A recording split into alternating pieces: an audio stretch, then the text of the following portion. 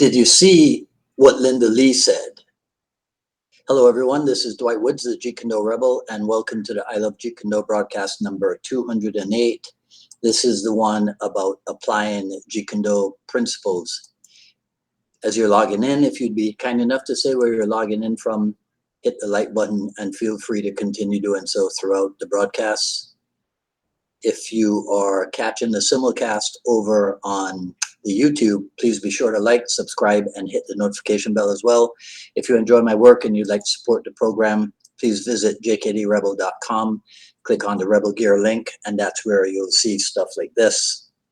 The 4 tenets of Jeet Kune Do: t-shirt, long sleeve, short sleeve, sweatshirt, coffee mug, all that good stuff.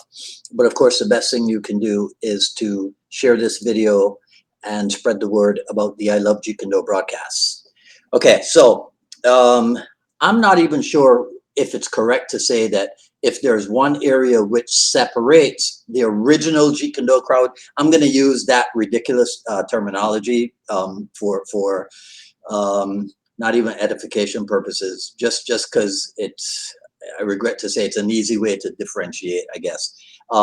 So if there's one area that separates, but I'm not sure, because it might actually be an area that not unites, because nothing unites original Jeet Kune Do and what they call Jeet Kune Do concepts. But it's this issue of the application of JKD principles. I say that because both groups believe in the existence of the principles. They just have different ideas about how they can be used. For example, after a recent episode of the Jeet Kune Do Dialogues, wherein the topic of academic knowledge of Jeet Kune Do was discussed, there was a post made relatively soon after that, saying that people who think that intellectual knowledge of Jeet Kune Do is important may never achieve a high level of actual skill because they are unwilling to do the repetitive work needed to get to that high level of skill. In other words, they think that because they simply know that something exists in Jeet Kune Do, that's all it takes. So now they can jump onto something more. They can jump ahead to adding something to Jeet Kune Do because they are simply academically or intellectually aware of a Jeet Kune Do principle, but they do not now have to go do the work to abide by that principle and ultimately dissolve the principle, as we might say in the Kali.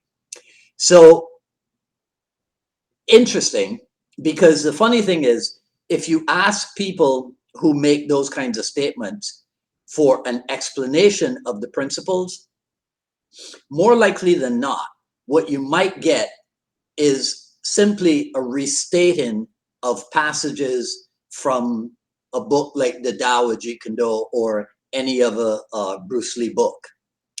But if you read today's broadcast postcard, I know I was late putting it up, so you might not have had a chance to read it, but I'll show it to you here.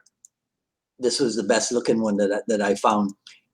It's a Linda Lee quote that says, "Memorizing and regurgitating Bruce Lee's words does not increase one's intelligence.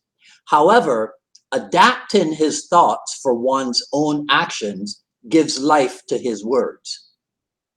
Now, I suggest that I'm not going to read it again, but I suggest that you read it and really think about, especially that last part about adapting Bruce Lee's thoughts to your own actions. That's golden. Anyhow, moving on. So that is the famous Linda Lee quote. Over at brucelee.com, they say, they talk about the idea of intercepting is key to Jeet Kune Do, whether it be the interception of your opponent's technique or his intent. The basic guiding principles are simplicity, directness, and freedom, the form of no form. Now, I know, and a lot of you out there also know, that the original did not say "and freedom." The original probably said "and non-classical." And then there were some iterations where it said simplicity, directness, and effectiveness or efficiency. Right. Anyhow, to finish the quote from BruceLee.com, it says the techniques and philosophies of Jeet Kune Do can be applied to real combat as well as applied to challenging life situations. If you look around the internet for examples, let's say, of Jeet Kune Do principles, you're going to see different interpretations of what are considered such. You'll see people talk about, well, a principle of Jeet Kune Do is combat realism. Of course, somebody has to say, be like water.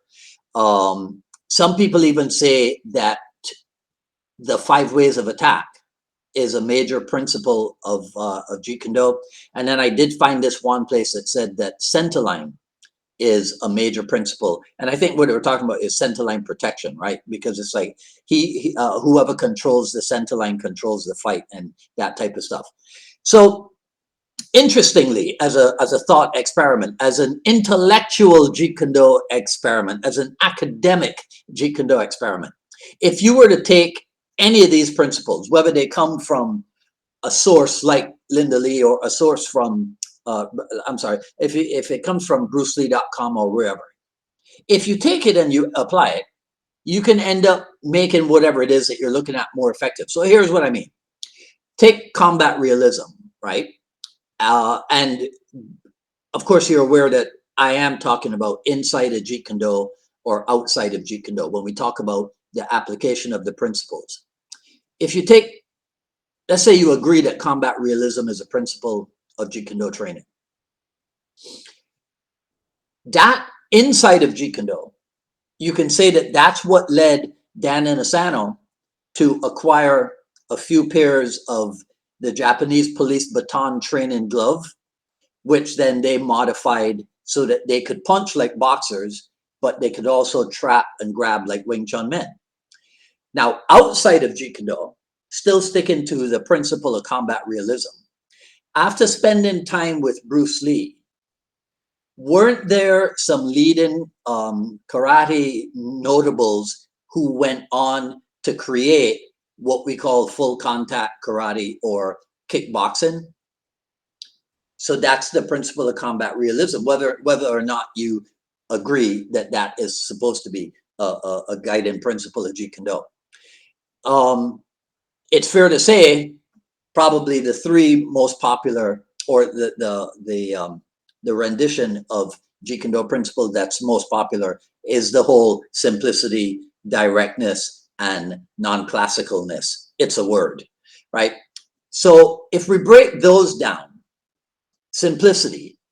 So simplicity can mean refining your technique to the point where you express the maximum with the minimum. So as my favorite Canadian JKD senior puts it, for example, trying to break down a 6-move sequence into 3 moves or even 2, or dare I say, even into 1 motion. So that's simplicity. Directness is often expressed as taking the most economical route to the target. There's also the idea of immediacy of response in terms of directness. So Bruce Lee's magniloquence said, respond like an echo, adapt like a shadow. But his physical demonstration of directness would be, for example, to throw a wallet and just have the person catch it and then extrapolate that you didn't think about catching it. You didn't have to think about it. You didn't have to get into any appropriate wallet catching stance in order to perform the technique. You were just direct. Now, when you think about this, you will notice the crossover factor between simplicity and directness. Because if I can take a 6-move sequence and break it down into 1 move, 1 simple move, you can be sure that that 1 simple move will also be direct. Blocking and hitting is simple, but it is not as direct as the simultaneous parry and hit or even intercepting, right? So there could be crossover factor, but we still have to continue to drill down and make sure that all of the possibilities contained in the idea of being simple, contained in the idea of being direct, that we are addressing all the possibilities.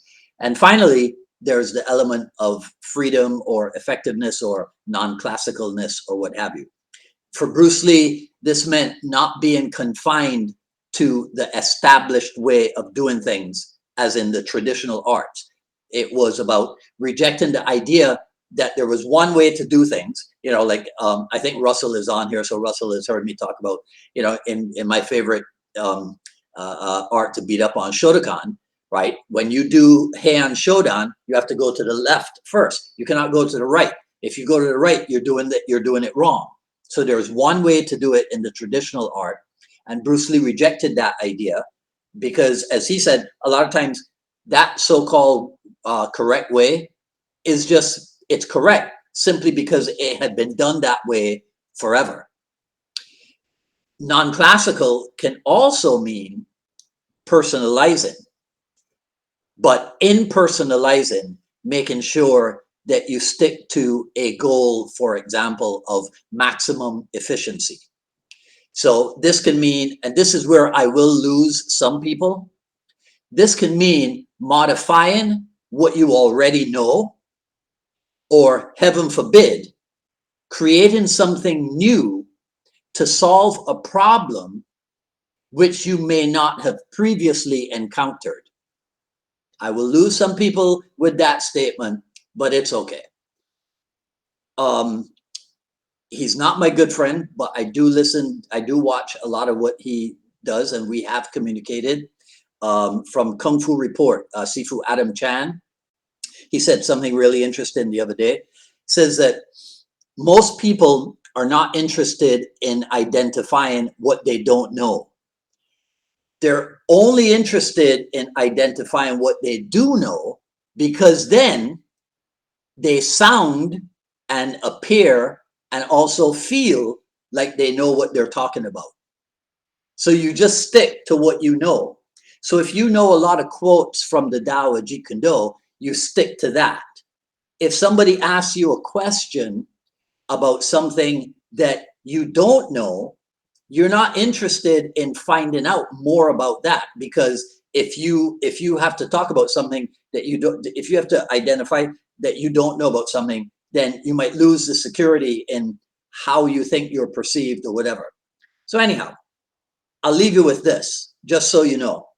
In researching for today's broadcast, I actually came across an article that was titled "Applying Bruce Lee's Jeet Kune Do Combat Philosophy in Plastic and Reconstructive Surgery, 7 Principles for Success." I kid you not. You can look it up for yourself. So, what say you? Do you think that this application of Jeet Kune Do principles is limited to within the art of Jeet Kune Do, or are there other ways to apply these Jeet Kune Do principles inside, outside the art, even outside of martial art in other fields? Let me know what you think in the comments below. And that's all I got to say about this video. If you like what you heard, please comment, rate, subscribe, and hit the notification bell. Follow me on Twitter at Dwight Woods and on Instagram at Dwight D. Woods. You're already aware, no Jeet Kune Do Dialogues episode on Friday. We will resume next Friday. We will be back next Wednesday as well for another issue of the I Love Jeet Kune Do broadcast. So this being the final broadcast for 2021, I want to wish everyone a happy new year. I want to say thank you for hanging with me here on Facebook and the YouTube for another year. Today is a pastel day, so I went with the pink pastel. And happy new year again. I'll see you guys back here next week and next year for another issue of the I Love Jeet Kune Do broadcast. Until then, this is Dwight Woods, the Jeet Kune Do Rebel, signing off. Take care now. Talk soon.